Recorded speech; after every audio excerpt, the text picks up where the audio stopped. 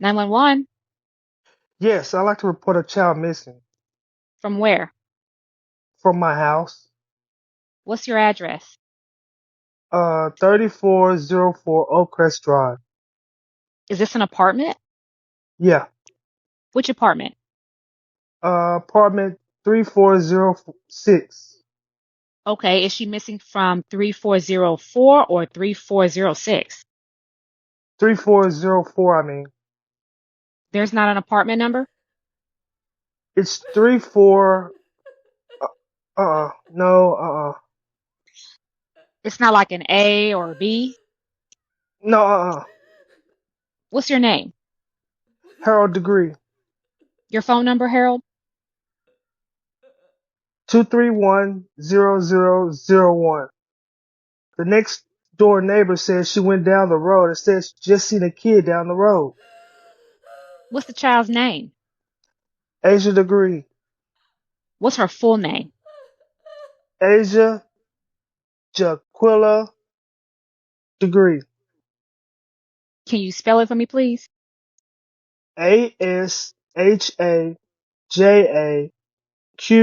ASHAJAQUAIL. J A what? J A what? JAQU. I mean, yeah.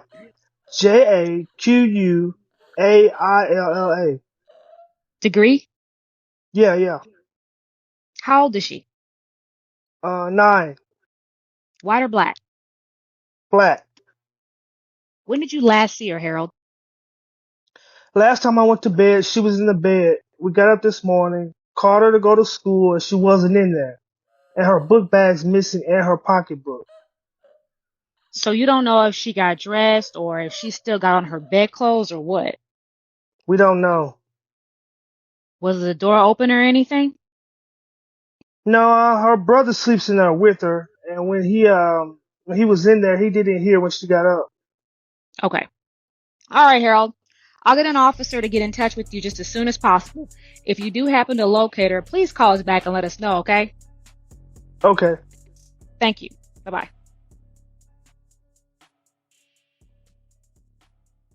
What you just heard was a reenactment of the 911 call from Harold Degree placed to police at 6:39 a.m. Monday morning, February 14th, 2000. Following that 911 call, investigators began piecing together what might have happened in those early morning hours of Valentine's Day 2000. What's been theorized is this. Sometime between 2:30 and 3:30 a.m., while her family slept, 9-year-old Aisha Degree allegedly packed her book bag and Tweety Bird purse. She left her coat behind, quietly slipped out of the house, and locked the door behind her. Or the door may have locked on its own, considering the source. These details become even more puzzling when you consider that Aisha was known to be afraid of the dark, thunderstorms, and dogs. What? How does a child, known to be terrified of storms, darkness, and dogs, choose to walk out alone in a freezing pitch black thunderstorm in the middle of the night? And why? In the Find Our Missing segment, Aisha and O'Brien had a candle lit in their room due to the electricity being out.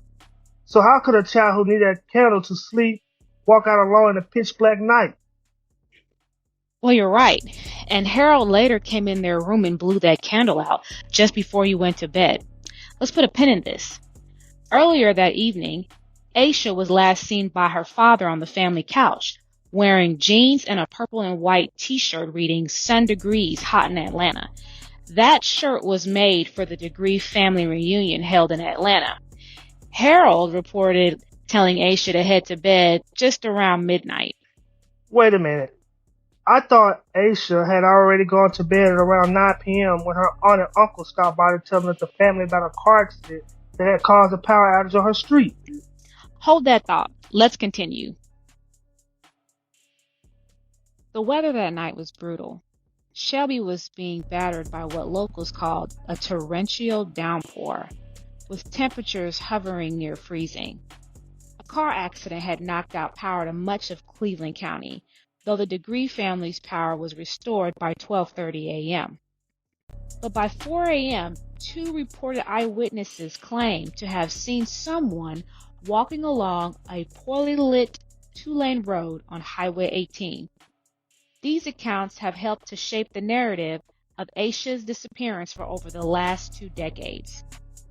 First, we'll listen to an interview from a potential early witness, Jeff Roop, a 25-year-old sun-drop delivery driver with 2 young children of his own. Around 4 a.m., about 1.2 miles from the Degree home, near the intersection of Highway 18 and Highway 180, Roop believed he saw an unusual sighting. In his own words from the news interview, "I seen a little girl walking down the road with her book bag. I went back, but she never did look up at me. She looked like she knew where she was going. She was walking at a pretty good pace." The person he described wore a dress, white tennis shoes, and had their hair in pigtails. Finding the sight concerning, Roop circled back in his 10-wheeler on a 2-lane road. Some accounts say up to 3 times, but that this person never looked up at him. According to the Shelby Star, it wasn't until around 5 p.m. later that day, after seeing news reports about a missing child, that Roop contacted the Cleveland County Sheriff's Department. While this sighting has never been confirmed to be Aisha, it remains one of the key early reports in her disappearance. I work for a company called Sundrop Drink Company, and I run around for them, and I left out, I don't know, I usually left the house around 3:30, 4 o'clock, somewhere around there in the morning, and I was coming down Highway 18, and it was raining, and I passed something that looked like a little kid, and so I slowed down, and I stopped. I went to the next door and turned around and came back, and I slowed down, and I made eye contact like I tell her. I know it was Aisha Degree. I made eye contact with her, but and I seen her, so I slowed down. And When Jeff Roop was asked to describe what he saw this person wearing, his response was, yeah, she was one when I seen the back of her. She still had her pajamas on, had a book bag on, and she had like a grocery bag or something in her hand too, walking. And, Okay. But she heard me coming. She got a little further off the road, because like they her back was to her. She just, I guess that's what that'd be a typical instinct. If you hear something coming, get a little further off the road. Okay. So when I turned around and came back, and I slowed down and get a better look at, make sure it's dark outside, make sure I see what I see. I could see scared look at her face, and that's when she started heading a little more into the field. So I turned around again, and when I came back, I slowed down, started pulling off the road, and that's when she got scared, took off running. I was trying to pull off the road, trying to help her, but she took off running into the woods, or towards the woods, off the field, and I didn't get out and chase her because that's a scary thing to do, and it just don't look good. I wish I had now, but she ran, and granted, I didn't have nobody had cell phones then. I had a pager, so I couldn't call anybody right then. And to be honest with you, when I made it to my first stop, I was going to call somebody, but I went to work, and that afternoon when I finished at my last stop and I sat down and ate lunch, I was watching the news and at the restaurant, and it came up, and I said, man, I seen her this morning. And I called the Cleveland County Sheriff's Department, from that store I was at, and told them, and by the time I got back home, they met me at my house. And when Jeff Roop was asked where he was interviewed by law enforcement, his response to that was, when I got back to my house, they was waiting on me in my driveway. Okay. So, and we left as soon as right at that moment we jumped in the car and left. So yeah, it was within an hour of me, or not an hour, probably 45 minutes of me calling them before I got back to the house, and they was waiting on me. Shortly after Jeff Roop's sighting, the Blantons allegedly saw someone walking along Highway 18. However, as with all reported sightings from that night, we cannot confirm with certainty whether the person they saw was Aisha Degree. Roy Sr., who passed away in 2015, and Roy Jr., who passed in 2017, were among the last reported witnesses who might have seen Aisha that morning. Roy Sr., a former Cleveland County Sheriff's deputy who was working for Porter's Transport at the time, described seeing a small figure wearing light-colored clothing. Drawing on his law enforcement background, his initial impression wasn't of a child at all. As he stated in the Charlotte Observer, "I thought it was a woman. I couldn't tell it was a child. I thought that maybe it was a domestic violence thing where a woman left the house and was out walking." Next up, we'll hear from Kathleen Blanton, Roy Sr.'s widow, who shared her memories about those early morning routes along Highway 18. Well, and else I could tell you, like these pops that came to you a while back, just that they be going to work early in the morning up through there, and I don't know if they seen her walking. I don't quite remember if he's seen her walking. I don't think he's seen her walking or nothing like that, because he's a deputy. I mean, he was a because he would have stopped and did something.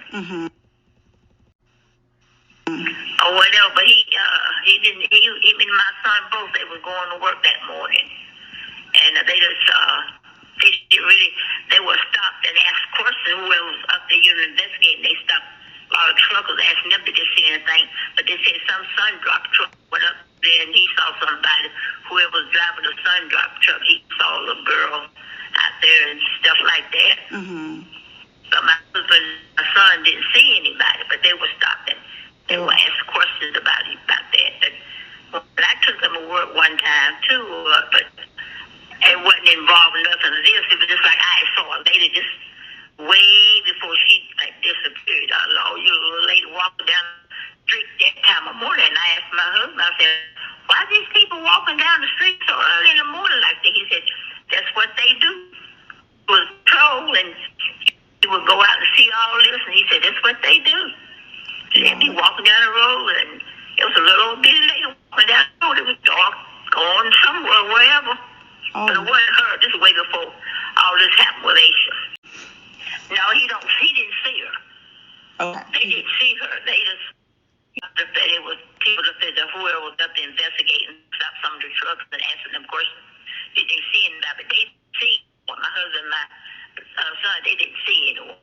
It was storming that morning, and the little girl was afraid of a storm, and they was wondering why would she be out that time of morning, and she was supposed to be afraid of a storm.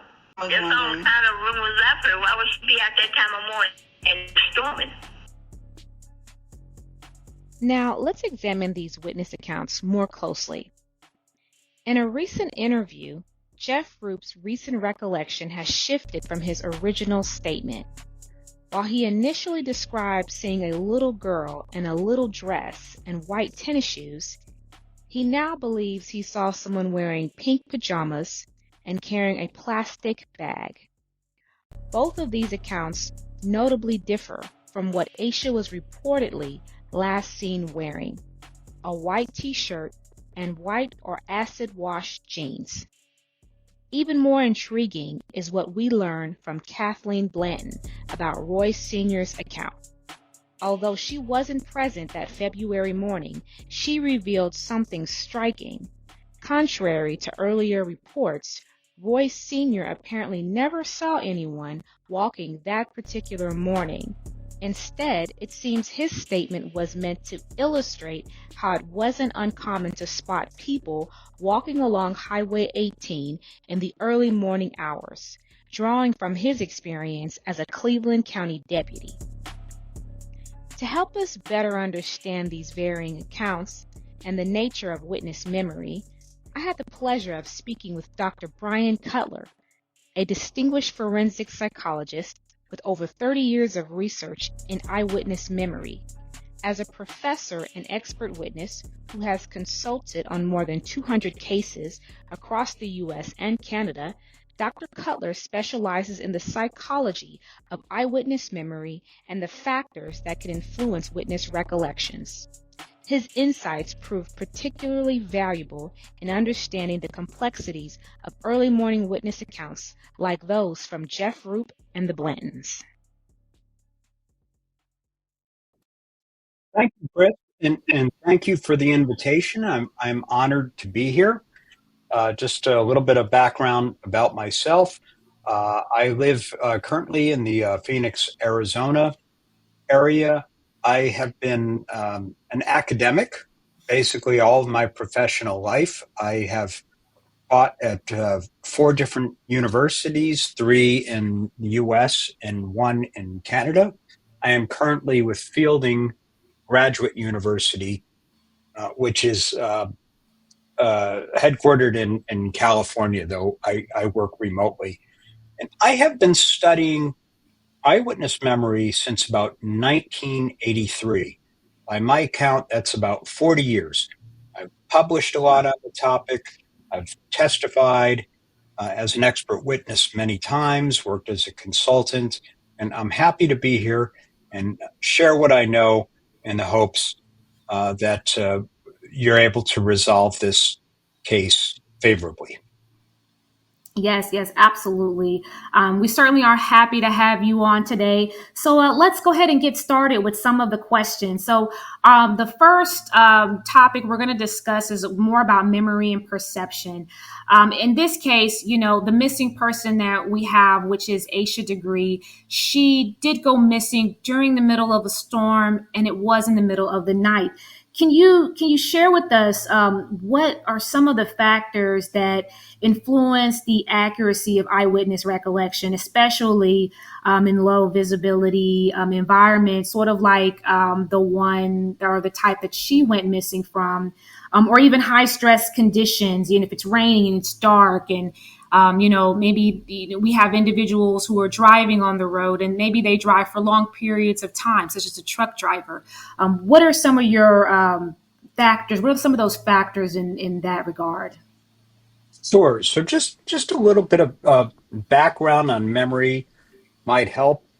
Human memory does not act like a video recorder. With a video recorder, you can record an event, basically taking in most or all of the details. You can store it for long periods of time without losing information, and you can replay it back at will and get basically an accurate rendition of what was recorded in the first place. Memory operates very differently. The information that we take into our memories at what we call the encoding stage is dependent on many factors, including environmental conditions, as you point out, also our personal states at the time. So there are factors that can influence our ability to encode information into memory to begin with. What we don't encode, we're not going to remember. There's a second stage that we call the storage stage. This is the stage after memory is encoded and before it is recalled or retrieved. Information in our memories does not stay constant. It doesn't stay the same. We don't store exact replicas of what we witnessed in our memory. We store bits of information, the gist of the event. Mm-hmm. And that information is subject to decay over time. People know this as forgetting, but that information can also be influenced by what we learn, what we hear from other people. Mm-hmm. And then when we recall information or recognize information, how we go about recalling information can affect the accuracy of our memories as well. So that's just a little bit of background. You asked about encoding conditions. So when I'm involved in a case, I look at, what are the conditions under which a witness encoded information. So if somebody claimed to have seen Aisha with another person, for example, their memory may be influenced by the lighting, the distance, the degree of distraction that the witness was under, the degree of stress. Contrary to common sense, we don't better remember details under stress. Stress impairs our memories. If weapons were involved, that can lead to another distraction, what we call a weapon focus effect. When it comes to recognizing people, there are other factors that can influence the ability to recognize people as well. So, for example, we're more accurate at recognizing people of our own race. We make more mistakes of recognizing members of other races. So those are some of the factors that could affect a witness's ability to encode information if the witness claims to have seen Aisha, or maybe Aisha and somebody else. Okay.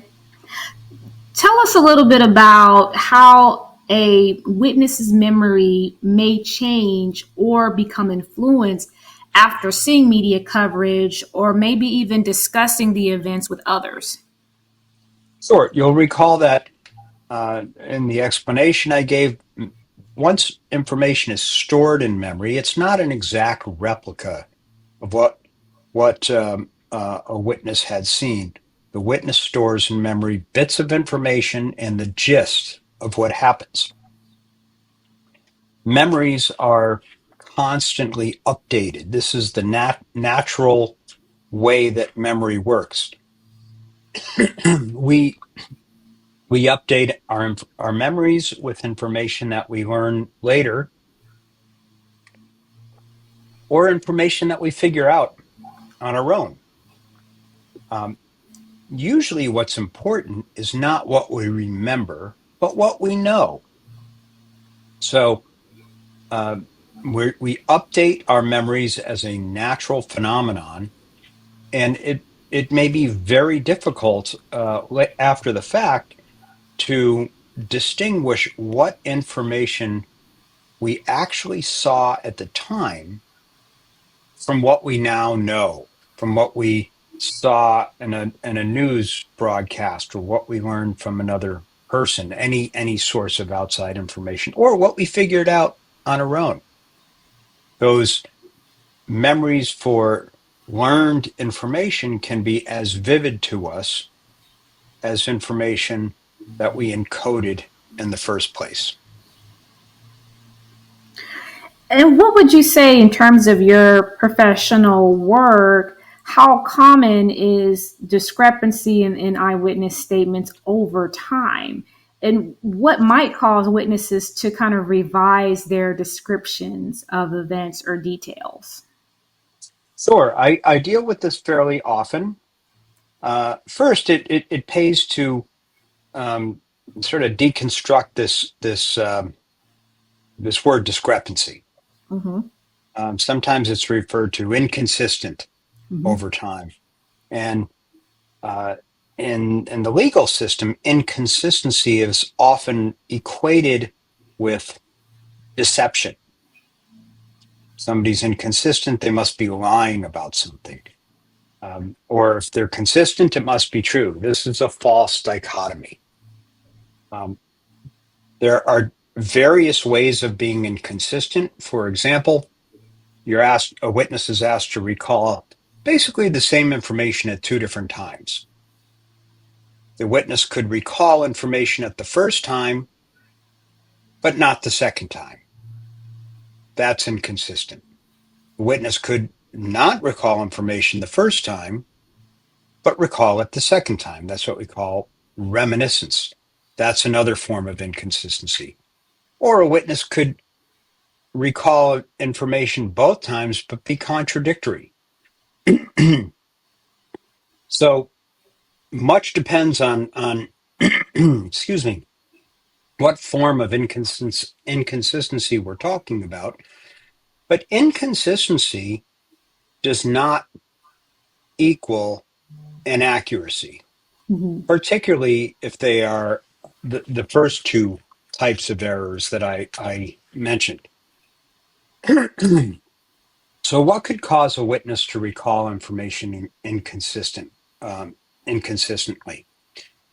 The consistency of the information can depend on the conditions of the interview at either time.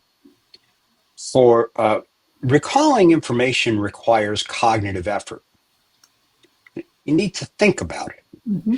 So some conditions are conducive to cognitive effort. Some conditions are not. So, for example, a witness is interviewed by a first responder police officer in a chaotic situation, in a chaotic state of mind. Those conditions are not conducive to recall. So the witness might provide less details than they know. Later on, the witness may be interviewed by a detective in a calm, quiet environment, and the witness may be able to recall more information because the environment is conducive to interviewing. Good practices in interviewing are, when possible, create an environment so that the witness is calm and able to concentrate. It's not always possible, but that's a good practice. So the way in which the conditions under which a witness is interviewed, and that includes the environment as well as the witness's state of mind, can affect inconsistency. The way questions are asked can affect consistency. And just because a witness is inconsistent doesn't mean the witness has a bad memory. So, for example, a witness could be inconsistent, even contradictory on a relatively minor detail. That doesn't mean the witness has a bad memory for important information, and it certainly doesn't mean the witness is lying. So, for example, research on veterans of the Gulf War examined consistency of reports of battle scenes, basically experienced on two separate occasions.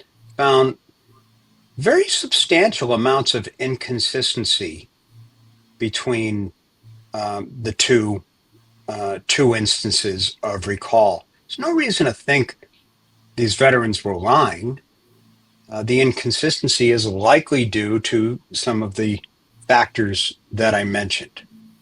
So, in sum, inconsistency may be more a product of the conditions under which the witness is interviewed, or the specific questions asked, or the witness's state of mind on the two different times, than a bad memory on the part of the witness, and may not have anything to do with being deceptive. You mentioned interviewing, maybe with investigators, even perhaps, or detective. What role does the phrasing of some of those follow-up questions play in those inconsistencies when they're giving statements? Can that sometimes even be confusing? Well, it can. There is a literature on best practices in interviewing eyewitnesses. There are training methods for interviewing eyewitnesses. One method that's received tremendous support in the scientific literature is called the cognitive interview, which was developed by a colleague of mine, Dr. Ronald Fisher, at Florida International University in Miami. Many studies have shown that with best practices in interviewing, you can get more information from eyewitnesses without sacrificing accuracy of information. And many police officers have been trained in the cognitive interview. So if you use less good practices, you're more likely to get incomplete information from witnesses. You're more likely to get inconsistent information. If you use best practices, you maximize the quantity and quality of information that you get from witnesses. So it's very important. And it's not just how you word a question. It's the strategies that you use, the environment that you conduct the interview in. Question wording is certainly one factor. So, for example, it's a better idea to ask more open-ended questions. And it's a better idea to let the witness guide the flow of information. Witnesses have unique mental representations of what they witnessed. The interviewer doesn't know the witness's unique representation. So let the witness guide the interview. Don't interrupt the witness with questions that you need answered. You can follow up later, but give the witness the chance to tell the narrative from their perspective in whatever order they want, and then follow it up with questions. Okay. I'm very interested in true crime, and a lot of our listeners are into true crime. Some of them, including myself, watched Unsolved Mysteries episodes. And one of the themes that come up in those shows is how there can be several eyewitnesses that claim or come forward that they've seen a missing person, when in fact it was found that person was deceased all this time, so therefore they could not have seen that missing person. I think even maybe Lacey Peterson might be one of those. In terms of witness motivation, in your experience, does lying or providing false statements occur often among witnesses in these sort of cases that may be high profile or in the public view? I'm afraid I don't know the answer to, in terms of the frequency with which witnesses lie or claim to have information they don't have. I just don't know. But it seems entirely reasonable to me that that there are many witnesses who weren't lying. There are many citizens who are real concerned about missing children, missing people, and they want to be helpful. And they may be, if there's a bulletin out in their locale, they may be looking to try to provide information, and they may see somebody who they think kind of resembles, a photo of a missing person. Eyewitness identification of strangers has a very substantial error rate, and that's what we're talking about. If a witness thinks they see a missing person and reports it as such, but that missing person turns out to be somebody else, that's a mistaken identification, usually of a stranger. And we know from decades of research on eyewitness memory, we know from hundreds of cases of wrongful conviction that involved mistaken eyewitness identification, that eyewitness identification has a substantial error rate. I wouldn't, out of the gate, assume that a witness is lying.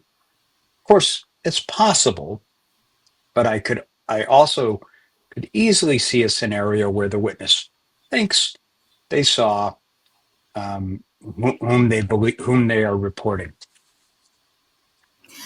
And as you mentioned, helpful, what is the impact there? Especially with dealing with law enforcement, they have to know, right, that there are individuals that have a desire to help and have a desire, like you mentioned, if there are missing children, people normally want to help.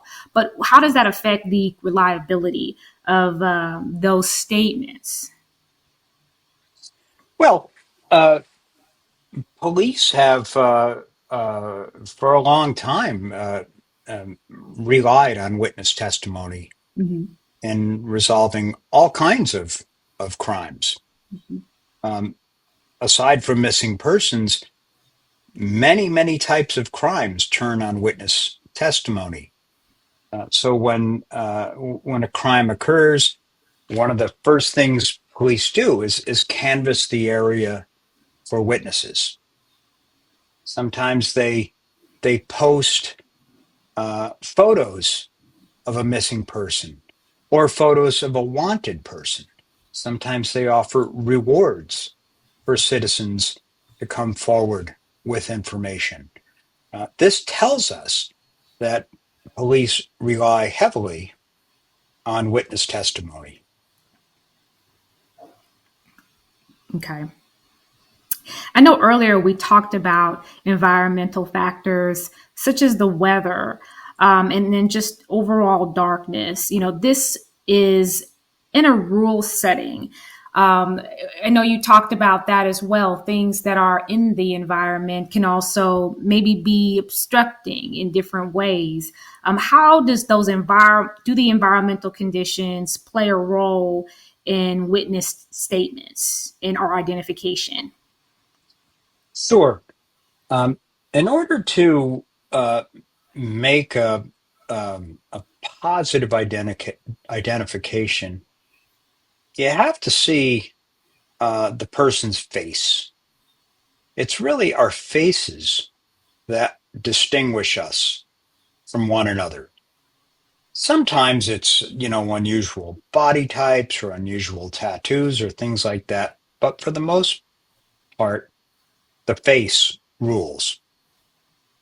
And in order to see the face, you need time, you need light, and you need to be close enough to process that information.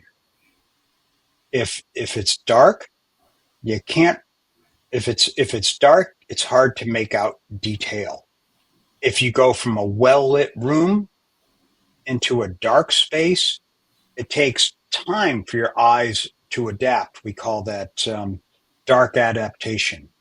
Uh, you may notice this if you go into a movie theater and when the lights go out, you don't see anything, but after about a half an hour or so, you see more. You see about as well as you're going to see. That's a process of your eyes adjusting to darkness.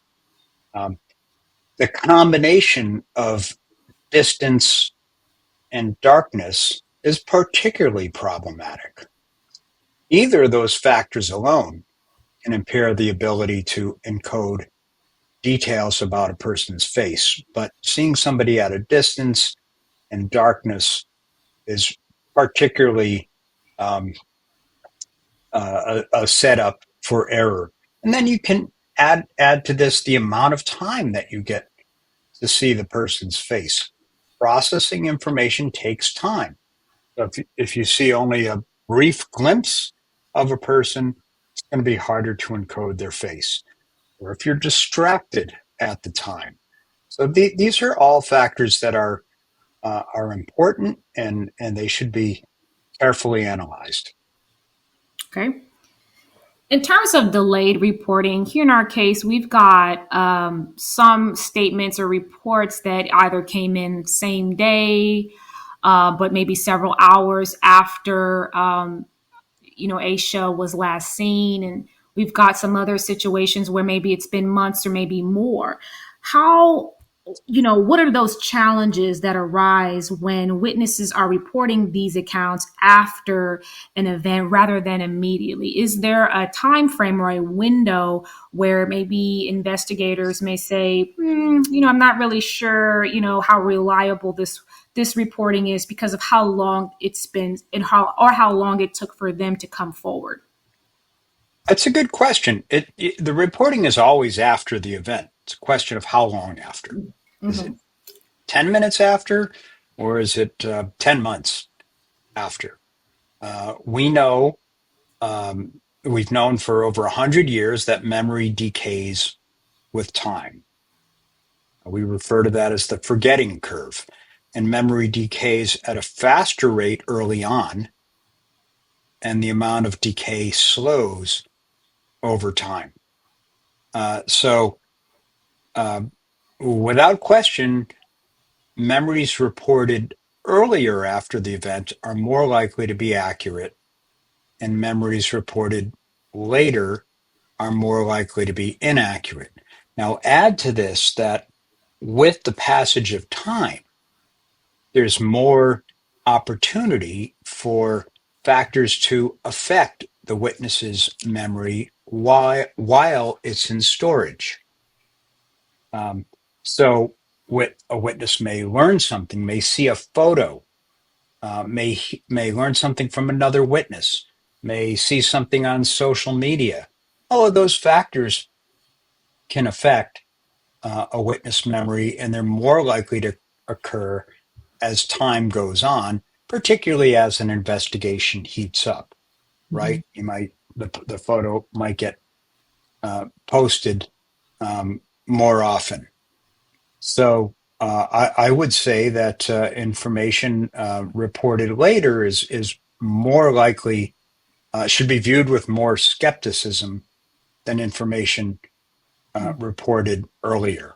Keep in mind that psychological research has demonstrated that that we can create completely false memories, and the just through natural memory processes, and the way that often occurs is by being exposed to information later and incorrectly concluding that we witnessed that information.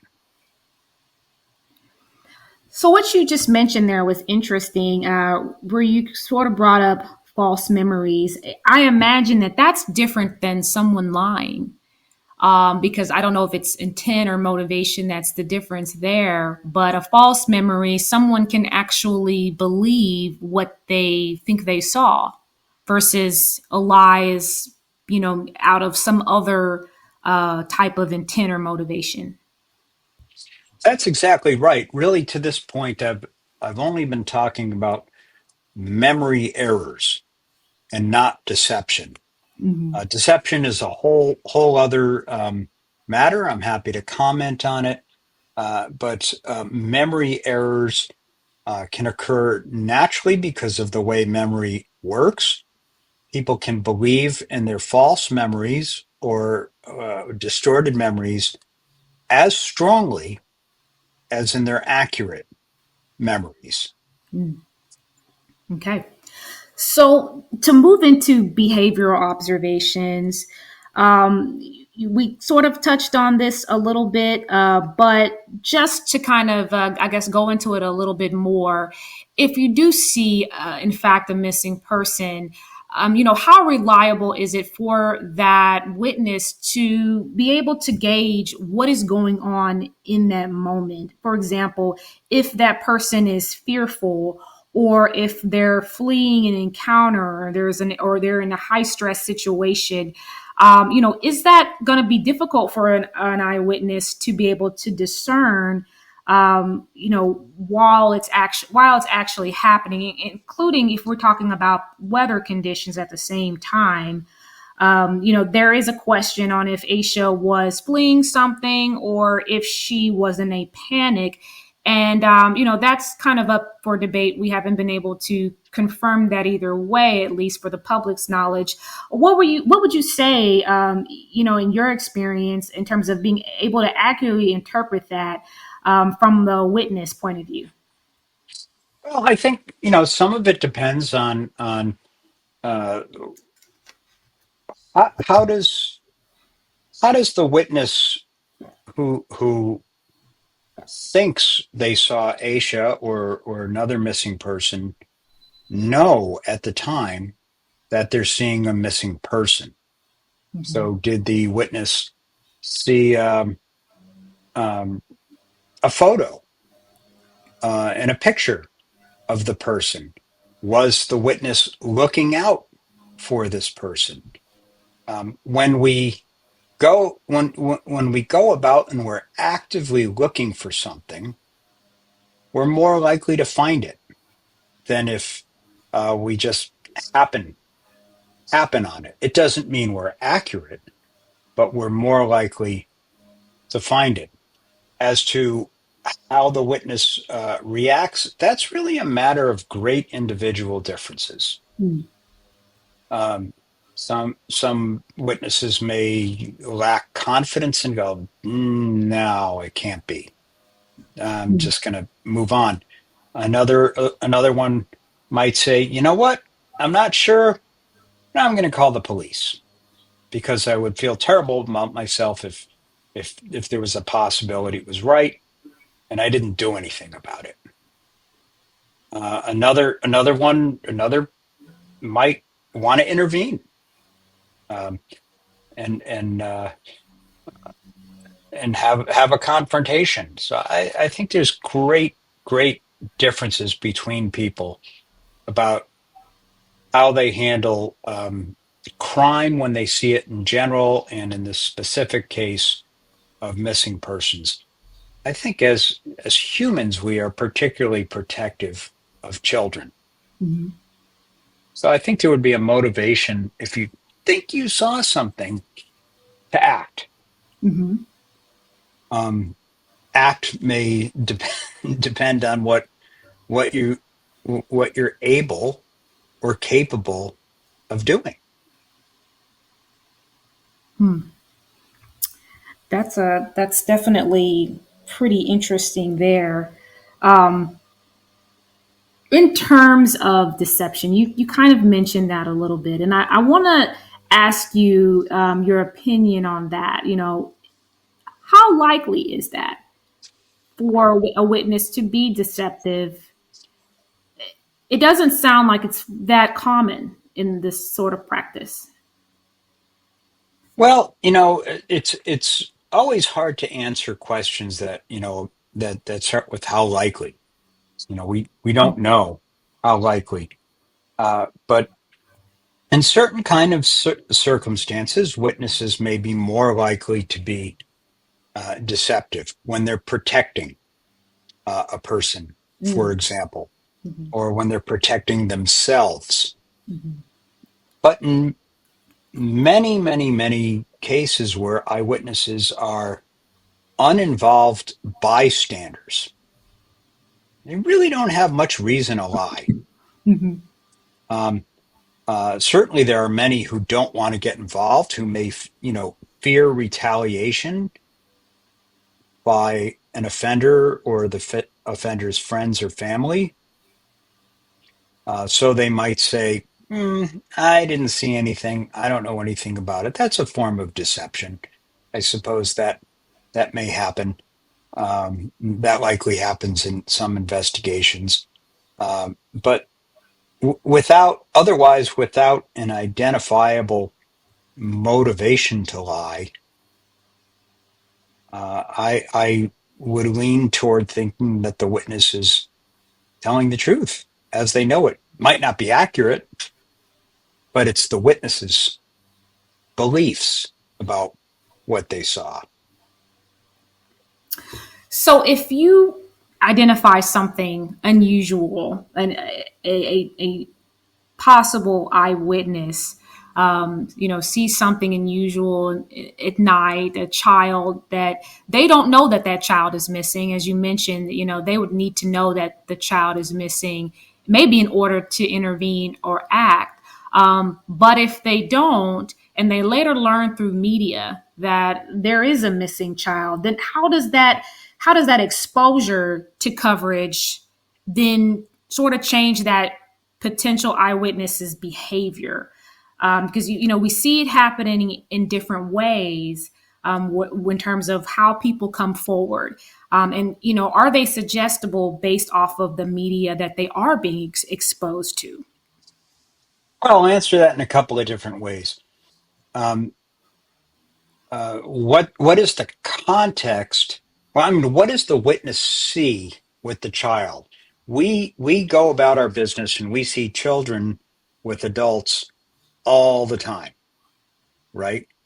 And we see children with their parents, with their caretakers, with their teachers. We don't assume that there's wrongdoing. So for it to cross somebody's mind that they've seen a missing child, there must have been something suspicious about the interaction with the child and the adult. And we've seen this in cases where a child or youth is somehow able to give off some kind of signal to lead the eyewitness to think something's not right here. Unless the witness really just recognizes, oh, this is the photo I saw this morning. That's a different matter. But otherwise, it's likely something triggers the witness to think that this situation is not kosher, and they might call the police. They might take a photo. Many people are lay journalists, right? We all have our cameras. We could take photos. Um, and so I think the trigger matters. As for are people influenced? Absolutely. If you see, and we know this from decades of research in social psychology, that people can be misled by other people, even when all intentions are good. People can change their perceptions, their beliefs, in response to information from others. So if a witness sees a child with an adult and thinks nothing of it, but then later sees a photo of the child, say on social media, this child is missing, that could trigger the witness to think, oh, I saw this child. Well, they might be right, they might be wrong, but that kind of information can influence the witness's memory. And you mentioned something earlier about we as individuals, we tend to see children with another adult, whether it's a parent or a teacher or some other adult known to that child. But if we are to see a child alone, especially during a certain time of night, that could be the trigger that may send a signal to our mind or just in general to ourselves to say that this isn't quite right. Something here isn't quite right because this child is alone. That's exactly right. When I was a kid back in the day when dinosaurs roamed the planet, there was nothing to see a child alone. Our parents, let us out on very long leashes, so to speak. But in this day and age, parents are much more sensitive to the wrongdoings that can happen with a child left alone, and they don't leave their children alone. Generally, there's certainly exceptions to this. So, I think we are sensitized so that when we see a child alone, particularly at night or maybe a certain part of the city or a certain area, wherever you are, it raises a red flag. Is this child lost? Is this child running away? Is this child okay? And I think many people would inquire. Right. Okay. Well, I think we are almost at time here today, Dr. Cutler. I want to thank you for coming on our show today to experience basically where we have been coming from with this case and hear more about kind of the train of thought, really, and educating our listeners on eyewitness testimony and its in reliability as well, and also in terms of memory and perception. Do you have any parting words for our listeners today? Well, I guess the last thing that I would say, which I think is kind of provocative but well established in the psychological research, we touched on the topic of deception. And sometimes I'm asked, how do you tell when somebody's lying? And the answer is it's extremely difficult. Decades of social psychological research shows that people are barely above chance accuracy at distinguishing truth from lies. Whether you're looking at people's verbal behavior, nonverbal behavior, we're just bad at it. And even members of professional communities like law enforcement are really not much better at it. So when it comes to beliefs in deception, I think you have to set aside preconceived notions about how to tell when somebody is lying or not. So I think that would be a good parting message.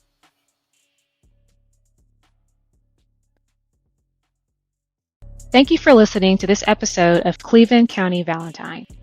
If you haven't already, please like and follow us on Facebook or leave us a rating or review on Apple Podcasts or Spotify. I would also like to encourage anyone who knows anything at all about Aisha's disappearance to come forward and share what you know. I want this podcast to be an outlet for people surrounding this case.